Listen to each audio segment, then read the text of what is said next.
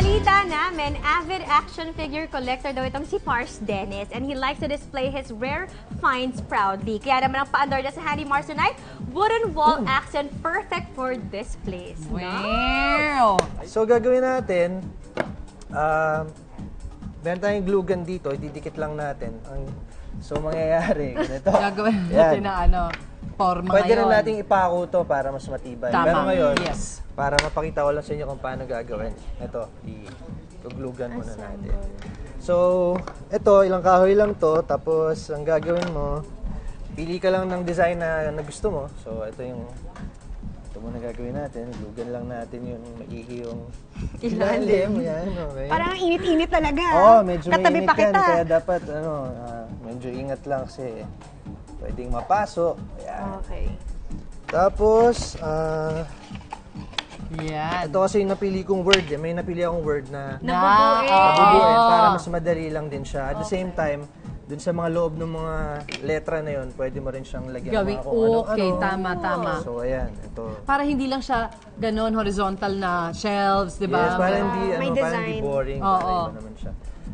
So, ayan. So, nakikita nyo meron dyan letter L. Tapos, ito. Ito naman yung susunod In na fairness sa letra. mga glue gun natin, ang bilis dumikit. Correct. Oo, Oh, yan na yan. Saka umuusok. tibay din yan. Kaya medyo ingat lang at pag napasok ka yan, medyo masakit. Siguro may Nilagyan idea siya na ng kayo corner. konti. Ito, this one. Okay. Okay. Tapos, ito na yung isang letra. Yan, tama po. So if you want, you can do this ng glue gun, tapos para ma-forma mo siya, and then sunod mo na yung pako. Mas madali na siyang ipako. Oo, Correct. pwede rin. Kasi nakaano na siya. Kumbaga ilalock mo na Oo. lang.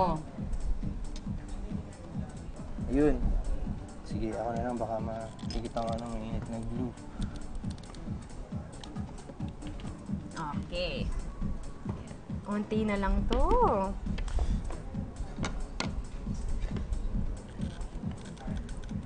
Pwede siyang okay. Cute, di ba? Oo. Isip Ayan, ko tsaka parang- napakadali lang niya gawin talaga. Dali lang siyang gawin. Ayan. Ayan. Pagkatapos mo na siyang mabuo, syempre i-mount mo na siya sa wall. Correct. Yan. So, Ayan. ito na. So, pinakabang pinapantoy, ito na yung nagawa ni Dennis kanina. Oh, ito yung nakamat. Ito Ang yung ganda! nakamount. Ang ganda! Lagyan natin ang mga stuff. Ay, ka. Ano nilagay I natin? see Ito ba? Ayun. Storage. Ayan yung collection ni Dennis ng mga toys. Oh. Gusto ko yung teddy bear. Ito. Si Dennis, oh, akin ba to? Oh, glue gun. Lagyan niyo Ayan. dito. Para for the next project. Glue Oh, stick. tama, Oh. Mars. Ito, kotse dyan. Oh. Galing. Ang may teddy bear. In fairness! Nice one, Par! Ayan. Simple, tapos space saver pa at marami kang pwedeng ilagay na. Ang ganda. For small apartments, di Yeah, ba? Pero it's an meron ka idea. ng decor. I love it. Uuwi ko na yan. Bongga yan, cute yan.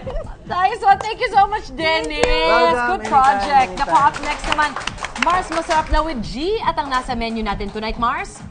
It is fish and beans with black bean sauce.